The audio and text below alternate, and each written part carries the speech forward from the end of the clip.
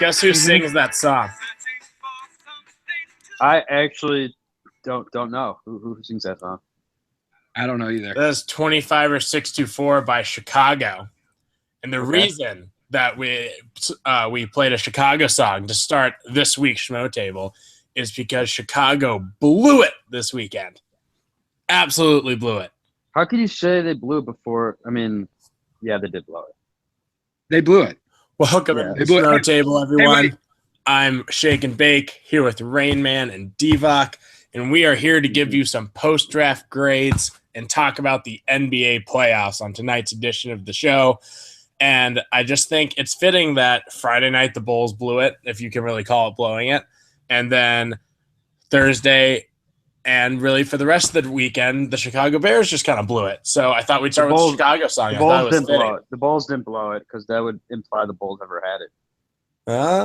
They did in the beginning of the series. But, yeah, we all know Chicago sucks. But I do want to make a shout-out that Philly had 0 arrests at the draft this year. And everyone lauded it as a great place to hold the draft, better than Chicago. So props to Philly. I got to throw my props to Philly. Really, I mean, I don't think it matters the location, but if you get away with 0 arrests, especially in an angry fan base like Philadelphia, passionate fan base like Philadelphia, then really that is a win. Can't deny that. That is a win. It is. It really is. This is bullshit. Philly. I've been to Philly one time, Rain Man. I've never been to Chicago. You've never even been to Chicago because Chicago is a million times better than Philadelphia. Hey, wait. Never even dream of being. Did the Blackhawks got swept? The Bulls lost their mojo, and the Chicago Bears had the worst draft of anyone by far. All right, Shake and Bake, take it back. Okay. Well, guys, we've all hit the nail on the head. So what we're going to lead off with tonight, we hope you all tuned in to the Schmo draft last week as Rayman and I tried to predict the first round. I'm happy to admit that I, of course, won because that was a given. Rayman, the final score was Shake and Bake 60 and Rain Man 55. They missed almost all of their picks. Yeah, you had a hot start, and it really went downhill from there. It went very downhill. There was Myles Garrett, and then there was like one other pick you guys got right the entire draft. So I got more than one. I got Mike Williams. Mike Williams is a great call, and somehow Rayman backed his way into like Hassan Reddick or something like that. Yeah, he did. I got Hassan Reddick, and I also got Christian McCaffrey. Yeah, well, you did get Christian McCaffrey. I did. Okay, like 2 for 3. Got win off that partial credit, man. Got the win off. It was a controversial one too. I had him listed as a Charles Harris. Was it Charles Harris listed as a linebacker? I think. Charles Harris is defensive end. Defensive end. Yeah, he's at the end. Yep, I had him down as a linebacker. Must have been my error. Boom. So that means I won? No, you didn't win. End. You will never win, Rayman. Okay. Fuck you. What are we talking about here? Well, let's dive in. So what we wanted to do is, Divock, if you have anything you need to say to the Chicago Bears, we're going to give you this time to do it. Because I think Rayman and I both agree that they had, at least on paper, the worst draft out of anyone by far. In the history of the world or just today? I mean, like this year. We'll stick with this year, and like next year we'll revisit history of the world. Okay. Because there have been some bad drafts. Like I can think of like World War II was a bad draft probably. Yeah. The Civil War was probably a bad draft. Probably. But the Bears had a very Wait, what are you laughing at? Rayman, what's so funny? What? The Civil War had a bad draft. All right, continue. Definitely. There were some major busts in the Civil War. I mean, there were guys who in the last 5 seconds. I mean, the guy who shot Stonewall Jackson is definitely along that list of busts. I mean, Crispus Attucks, complete bust. Dude died like within like 5 seconds of the Revolutionary War. Bust. Yeah, sure. Oh, dude. The first guy killed, whatever. He's a bust. Yeah, the first guy killed was definitely a bust. I think that's accurate. Terrible draft pick. Okay. Anyways, back to the Bears. The Bears' terrible draft with Mitch Trubansky, whatever his name is. Trubisky. Trubansky. I'm calling him Trubansky. He will earn his right to have his name called correctly. He will need to earn that because he didn't earn it in college. He only played 13 games, and despite that being my lucky number, I will say this was an unmitigated disaster because the Bears didn't trade anything to get Mr. Trubansky, and they did. They traded a whole bunch of stuff to the 49ers. I mean, they got like duped by the fucking 49ers. I mean, no, they bid against themselves. The 49ers were they were being duped by the 49ers. They didn't even know. They were duping themselves against the 49ers. The 49ers were surprised. They were like, okay, throwing a 4th-round pick, too. All right. And then they're like, who are they going to draft? Mitch Trubansky. Now you're calling him Trubansky? Yeah, because you know what? I'm going to go along with you. I know it's Trubisky, but I'm just going to mock you forever because this draft is so bad. But today I saw a tweet that John Fox was talking to Jeff Fisher about how to coach face of the franchise young quarterbacks. They reportedly talked for about 7 to 9 minutes. You see what I did there? Yeah, I do. I do. So yes. I mean, this is actually like John Fox admitted to talking to Jeff Fisher about this. Like, Jeff Fisher like almost drove his like face of the franchise quarterback to like commit suicide, didn't he? Like Vince Young. Yeah. Yeah. Okay. Yep. So that's who we're getting advice on. So Mitch Trubisky has like a life expectancy of like, I don't know, like 2 seconds. So, oh god, it's you know what? But Ryan Pace will look like a genius if Trubisky turns out to be like Tom Brady. So there you go.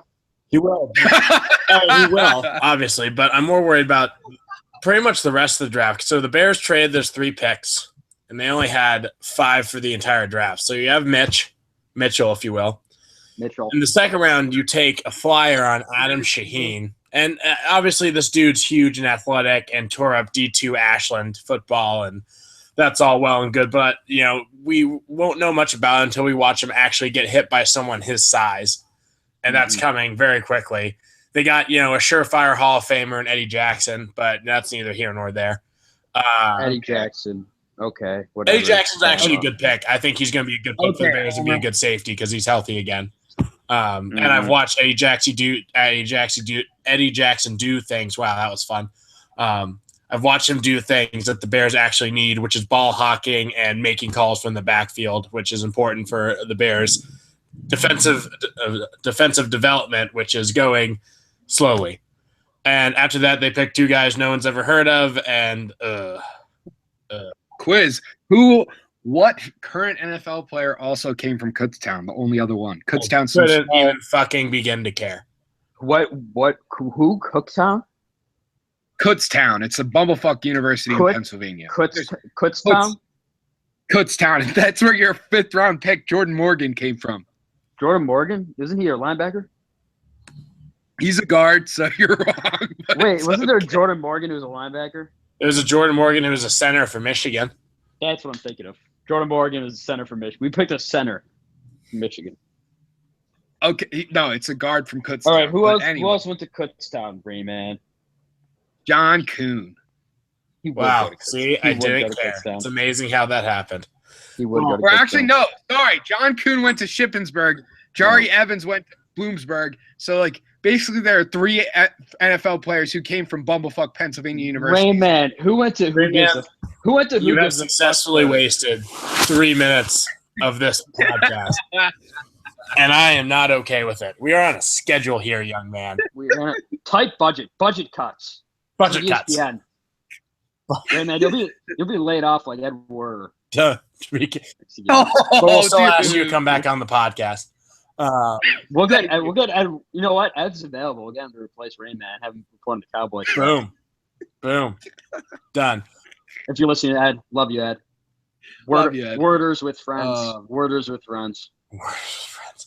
Well, the other side of the draft is obviously teams who did exceptionally well. So, Rain Man, before you waste any more time with Bumblefuck Pennsylvania, why don't you tell us who you think had the best draft in 2017?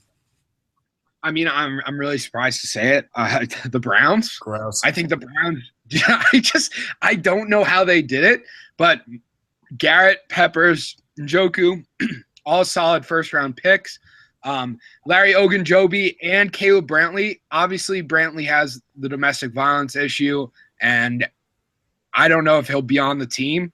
But if Brantley, Ogunjobi, and Myles Garrett are all on the team, that's pretty much a line in and of itself with Danny Shelton. I know how they did it. They did it by having the first pick and being the worst team in football last year. Okay, well, the Bears had the second pick and still they did have the second pick. They had to trade up for the second pick. Well, they ended up with the second. Yeah, because they paid a heavy bounty for it. Yeah, because they're idiots. But that's besides the point. They're not idiots. So they're idiot. Ryan Pace. He probably made. I don't think Fox had anything to do with it. Yeah, actually, Fox was blindsided. But anyway, like Michael Orr. Deshaun Kaiser could become a star under Hugh Jackson, quarterback whisperer. And, I honestly, the Browns just had a solid draft overall. I think that they filled a lot of needs. They started utilizing their draft capital. And obviously, Caleb Brantley is probably a wasted pick. But the rest of convicted of anything yet. Let's let the justice system do their job. Right. Well, no.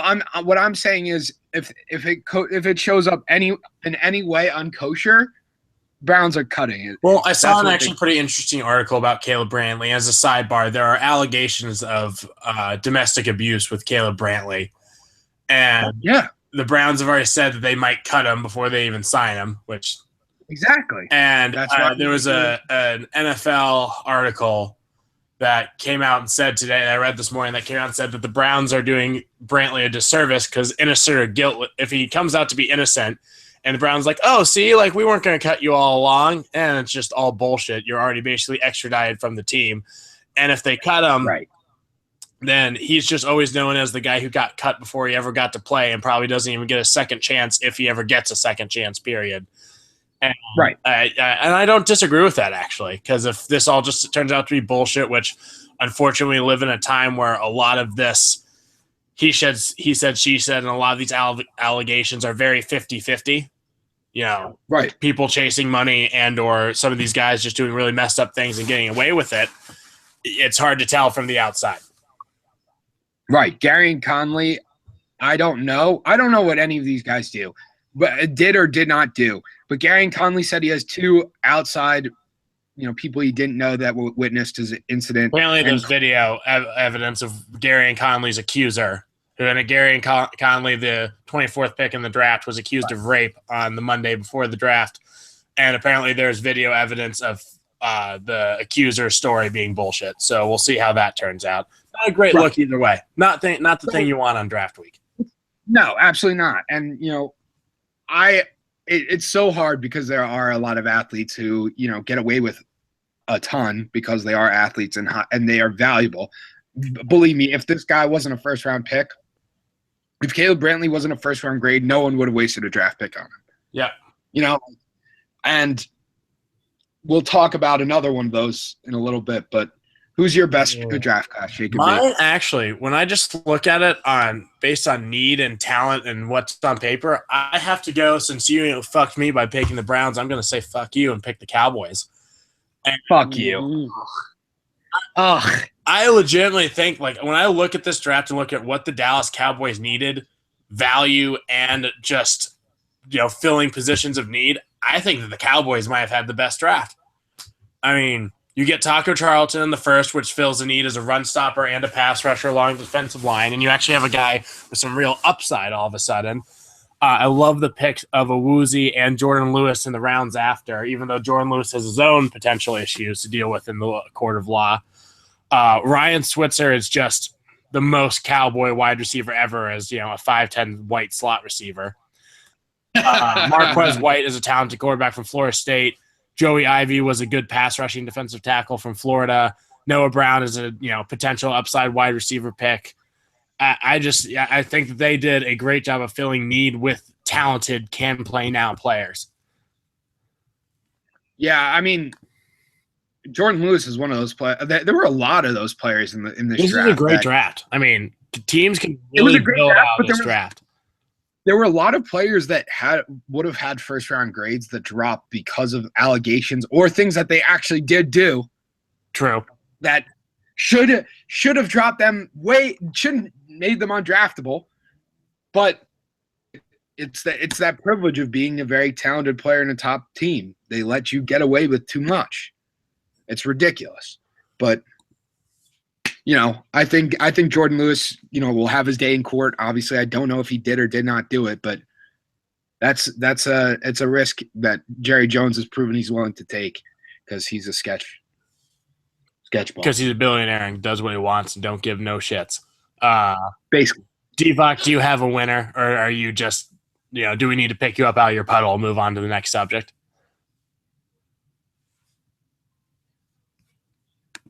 He's in the background crying because the Bears had the worst draft ever. Sounds like a puddle. Yep. Well, that being said, then Rain Man, you and I can talk about this because we had to talk about this on Friday. Excuse me.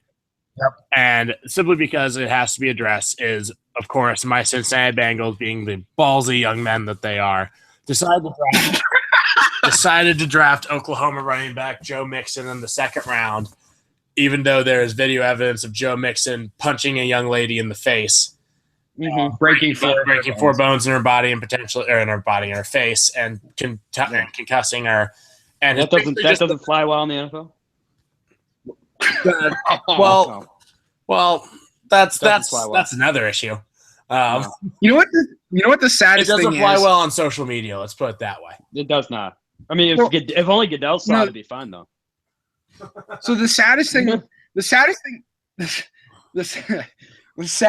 is that I read a book written in 1998 called Pros and Cons, and basically a high-level NFL executive said, "I don't care if someone punches his wife on Tuesday as long as he can play on Sunday." Yep. Who said that? That's been their stance forever. I have to look in the book. I have it on my bookshelf. It's called Pros and Cons. It's a great book. But basically, I forget exactly who said it, but they basically said, we don't care about domestic violence because it doesn't impact their play on the field. Yeah. And their thought is drugs, gambling impacts your play because it can potentially affect the outcome of the game and affect the purity of the game. But domestic violence didn't mean anything to them until Ray Rice was actually caught on video, which is disgusting. And then they come out with this fake, oh, we care, and not really, but we do, and Jerry Jones signing Greg Hardy and it's always been a sham that they care. They care about money and they care about getting people on the field that are talented.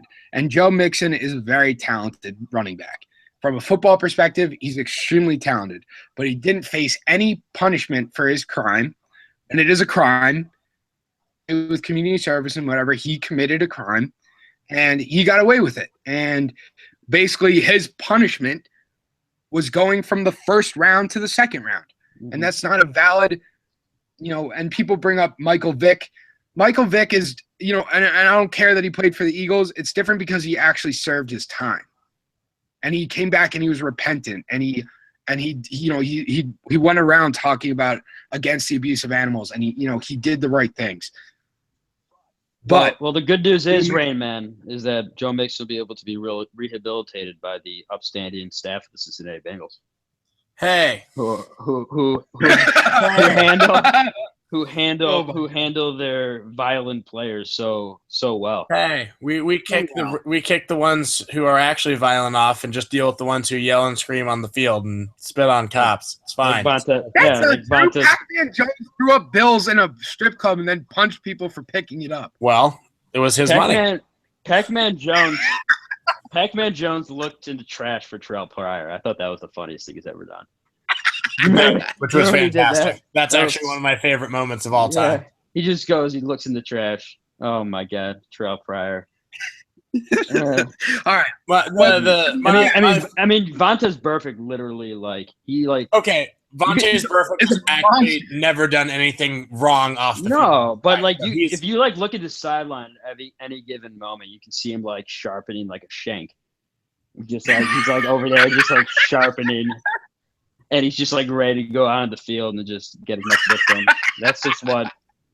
Diva, do I sense racism dripping from your lips right now? Oh, dude. No racism. No, there's no racism. I'm the least racist person there's ever been. I'm colorblind. That's the argument every racist person makes. I'm colorblind. I don't see color. But I have to say the Bengals are the worst personnel to draft a rehabilitation. I mean, they're not necessarily the worst personnel right now. No, right now. Marvin Lewis is such a nice guy. He's so nice. It's because the Pac-Man Jones thing from the offseason and Pac-Man's history as a whole doesn't look good. Absolutely not. But the simple fact is, Rayman, are you on what type of laughing gas hallucinogenics you on today? No, you just said the black man, and then you switched to Pac-Man. It just made me laugh. I'm sorry. The black man Pac-Man. That's fine. Black man Pac-Man. Christ. But if you do look at the Cincinnati Bengals history, while they do have a history of taking or giving second chances on players with troubled past, most of them actually come off after joining the Bengals scot-free. Now, not all of them. Can't say all of them. But I mean, my dad put it in probably the best way to handle the situation because it's not going away. The Bengals aren't cutting Joe Mixon tomorrow unless he punches someone else in the face. Let's be real here. Right. That the Bengals are a much maligned franchise, a lot of because of this reasons, but also because they don't win. And they're kind of done trying to win the Miss America contest. So they are going to draft probably anyone based on talent to try and finally get over that playoff hump. And if Joe Mixon's the guy who can do it, he's probably going to be the guy to do it. Or he's going to be the kind of guy that they drafted. That's terrible. That's terrible. You could say the same thing about the Browns, the Lions. Yeah, you know what the difference is? Do you know what the difference is, Rain Man? They haven't been on national TV 5 years in a row, losing in the playoffs and just getting shit on and losing and just that. Do you know what the real difference is? I'm not saying that I condone anything that Joe Mixon did. Do I think from what I can tell, from what I see on television and what I read about him, that he is honestly remorseful about what he did? Yes. Do I think that he's Ray McDonald or Greg Hardy? No. Am I jazzed the Bengals drafted him? No. Am I still going to root for the Bengals? Yeah. Do you know whose fault this really is? It's really Jeremy Hill's fault for sucking. Because if he didn't suck, the Bengals wouldn't have drafted Joe Mixon. That's fair, too. There you go. Yeah. It's all Joe. I mean, Bake and I were literally like, oh, shit, your team's going to draft Joe Mixon. And then it was the feed. Well, how about Shake and Bake's reaction when they drafted John Ross? Because he wanted Reuben Foster and all his Bama I did want Rubes or Johnny real bad and didn't get any of my Bama boys. Speaking of character concerns, Reuben Foster's daughter is 23. she's older than Reuben Foster. Yeah, it's insane. I mean, he's I'm like, is that his sister? Reuben had a child when he was 14 years old, so you know he's fertile. The child is 14. What is this? The Sean Kemp Awards? Come on, he's just fertile. Well, Reuben only has one. So yeah, he probably has Sean Kemp has one that he knows to be 9-year-old daughter. One that he knows of. And Sean Kemp has 75,000. This is you're thinking the Antonio Cromartie Awards. That's true. Anyway, it's shitty the Bengals picked Joe Mixon.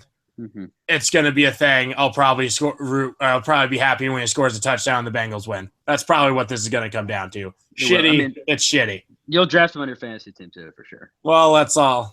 He'll probably go undrafted and I'll pick him up in free agency. Anywho, now that my morals are really dead, let's move on to the NBA, shall we? Yes. All right. So, guys, yesterday we watched what I think is the demise of the Los Angeles Clippers with Chris Paul, Blake Griffin, DeAndre Jordan. Because, oh my God, even without Blake Griffin, how do you lose to Utah? And how do you blow the playoffs this many years in a row? I would say they are the Cincinnati Bengals. No, I don't think this is how you lose to Utah. I think I was impressed with Utah. Gordon Hayward's really good. He is very, very good. Like really good. And ISO Joe is back. ISO Joe is back. I mean, Utah give Utah credit. I mean, they played. They had their backs against the wall that game 7. They went into the Clippers and just decimated them. So, yeah.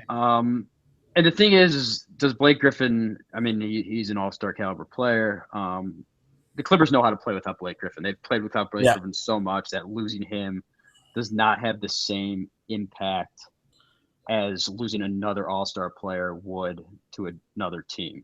Well, then let me ask you this, Divock. Would you blow up the Clippers core, or how would you fix their issues? Because they have officially blown a lead in a playoff series for 5 straight seasons. Yeah, I mean, there's just nothing. I mean, yeah, you have to. I mean, there's nothing you can do at this point. You have to. I mean, the guys are all going to be getting a year older. Every single year, one of them's getting hurt, or multiple of them. And I mean, they're not going to beat the Warriors, even with all of them healthy.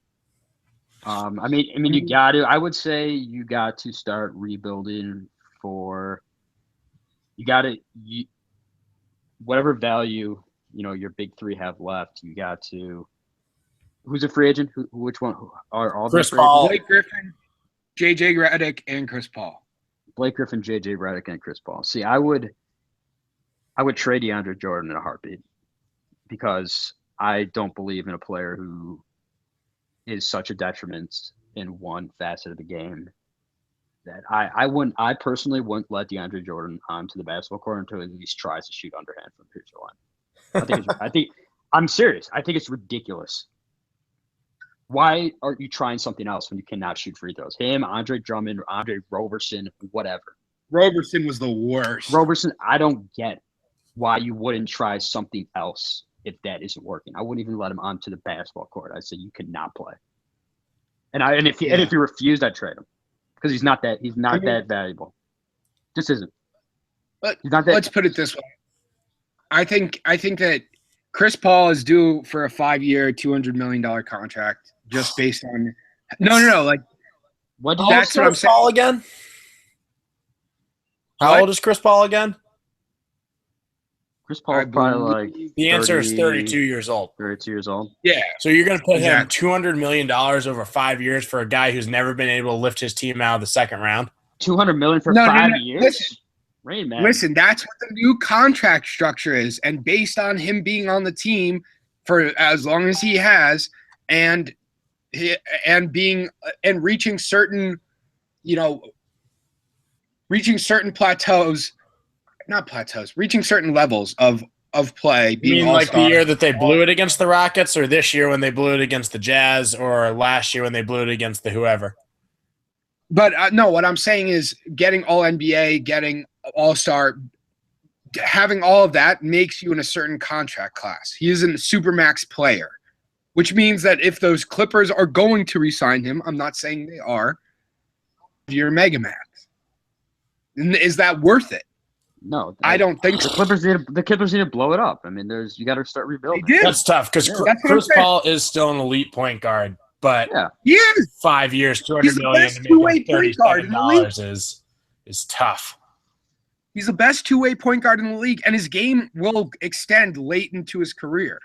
Yeah, well, he's already getting a little more injured than he used to. I wouldn't. He's always been injury prone as is. I'm saying is, you gotta blow besides it up. Besides the fact that the Schmo interviewed him, like, what are his major credentials? But Chris Paul, that was being one of the best point guards of all time. Anyway, Blake Griffin is probably going to sign with the Celtics or the Thunder. JJ Redick is going to get offers from everywhere. The Celtics, I go nowhere near Blake Griffin. I love watching Blake Griffin play because I think he actually is a legitimate, like you say, he's an all-star caliber player. but he just doesn't elevate the team like his box score looks like it does. No, doesn't. Absolutely not. No, but I'm just saying him and Al Horford would be a awful tandem that can't play defense or rim protect. Yeah, that's him what and Al Horford. Is that really what we just went into? I think they would be a very athletic, potent offensive, and you know what? They would be. They're still a great perimeter defensive team. Yeah, they're at the rim. They'd be pretty locked up. But who do they have right now to protect at the rim? Amir Johnson. Al Horford's their best rim defender as it is. It's not that far a step down from Amir Johnson or Kelly Olynyk to Blake Griffin. Kelly Olynyk's basically a small forward at this point, but we're not here to talk about the Celtics. Yeah. Okay. It's let's talk about Doc Rivers. I mean, what is that was my next question. His coaching legacy. I mean, is there a bigger Doc Rivers leaves? Doc Rivers goes to the Magic again. My theory is, I think, congruent with a lot of other theories about Doc Rivers. The Clippers should hire a GM and they should keep Doc Rivers as their coach. Because Doc Rivers is loyal to his boys, just like he was in Boston. Mm-hmm. He likes the guys that he has. He likes this core, but this core obviously isn't working. And somewhere between him being and his coaching mind is getting in the way of his GM mind, because he's not a good GM. We're watching it happen. He's not a good GM. No, the Clippers keep trying to add all these pieces to either come off the bench or boost the scoring or whatever it might be, and it's never worked. And they need to get a GM who can really fill out Doc Rivers' bench. Finally, find them a fucking small forward. Oh my God! And get Paul Pierce not small forward. You're not feeling Bahamute? Not feeling Luke Bahamute. He is a bench player. Period. Period. And you have to have someone to take that out of his hands so he can just be a coach, because he is a great coach in the NBA when he's allowed to do that. But God, he's just shooting himself in the foot. Yeah, everyone thinks they can be Bill Belichick, like Bill Belichick is with the Patriots, but they're separating what you need to be as a coach from what you need to be as a personnel manager. And Bill Belichick doesn't have a soul, so he can do that. Exactly. Doc Rivers is a very loyal guy. He can't do that. Bill Belichick would cut his mom maybe on the day before her birthday or on her birthday. Fuck her birthday. He's got an Eskimo to sign to get his next Super Bowl run going. But that leads us to the Super Bowl. That leads us back into the NBA playoffs, where this Los Angeles Clippers no longer are. And guys, second round. So Rain Man, we have to circle back to this because Raptors. You thought the Raptors had a shot against the Cavs. Yes, they have a shot. Did I say they're a lock? No. I think you predicted a lock. You didn't say a lock. You in fact did predict the Raptors to beat the Cavaliers. But I think you did. No, I did not. Yes, I said that out of everyone in the East, the Raptors had the best chance. But I think we will find this clip and we will bring it back for the next. I think Rayman said he thought that the Raptors were going to beat. I said that they had the highest chance. And then I thought we asked him what kind of drugs he was on. This seems like a familiar conversation. I think it was exactly what we said. It was those exact words. No, I said that they have the best chance. And then we talked about how we peer pressured you into taking Purdue. Yeah. Right after that. Remember that? You guys picked the Catamounts against Purdue, and I picked that correctly. Yeah, right. And then we peer pressured you into taking Purdue over Kansas. Remember that? Yeah, and then Kansas lost in the next round. It was so funny though, because you wanted to take Kansas, and we were just like, oh no, Raymond, you got to take Purdue. Fuck you guys. Okay. Anyway, I still think the Raptors have the best chance to beat. They looked listless versus the Cavs tonight. You know why the Raptors have the best chance to take down the Cavs is because they're the only team playing the Cavs right now. That's why they have the best chance. This is the Eastern Conference Final. Mm-hmm. Whoever wins this wins the Eastern Conference. Raptors, Cavs. Whoever wins that wins the Eastern Conference. Yes. I think. Are you really going to tell me that the Celtics or the Wizards are going to beat the Cavs or beat the Raptors? I would say they beat the Raptors. Who beats the Raptors? I could 100% see the Celtics beating the Raptors easily. Really? Like, I think that'd be a better matchup for the Celtics than the Cavs would. Who on the Raptors can legitimately beat the defense of the Celtics? The Celtics are a much better team than the Raptors. I agree. Much better. It's not even close. So Celtics struggled against the Bulls. Yeah, well, the Bulls only play good against good teams, as we mentioned in another Schmotable. Yeah. They beat the Bulls on TNT. They beat the Bulls on TNT. That's basically like being the Bull, the 96 Bulls. Okay? All right. Rain Man. Okay. All right. You know what? I honestly, all right, fine. You should like the Celtics. They shoot a lot of three-pointers. And don't make they do, but not as much as the Rockets. And don't make a lot. Jay Crowder makes wide open three-pointers like it's his job, and it is his job because it's all he does. Serge Ibaka was 3 for 3 from three-pointer. That's anyway adorable. What I want to say is, look, I may have been a little zealous with the Raptors. I still think that they're the best chance to beat the Cavs, but the Celtics are picking up steam. They are getting better. I think they're going to beat the Wizards, even though the Wizards are playing. Honestly, they weren't playing that well against Atlanta. They were playing well in the regular season before the playoffs. But I think the Wizards are an up and coming team. I think the Celtics are one or two pieces away from being serious contenders. And remember, this is Brad Stevens' first playoff series win. He was 2 for 10 in the playoffs coming into this series. So, I need to organize our thoughts here. What are we talking about? What are we talking about right now? We talking about practice? We're talking about we're going to make predictions for the NBA playoffs in the second round. Okay. But, The predictions are Cavs, Warriors. Go. Who wins? That's the prediction. Cavs play the Warriors. That's why the NBA playoffs. I mean, that's what's going to happen. You're not going to wait. I want to say Warriors, Spurs, Cavs, Celtics, and then Cavs, Warriors. That's my pick. So it's still Cavs, Warriors. Cavs, Warriors. Yeah. I mean, that's going to happen. Like it's going to happen from the beginning of the season, the middle of the season, the end of the season, and now. It's going to happen. I'm actually kind of interested to see what the Jazz can do against the Warriors. I am too. Me too. I think the Jazz can give the Warriors trouble.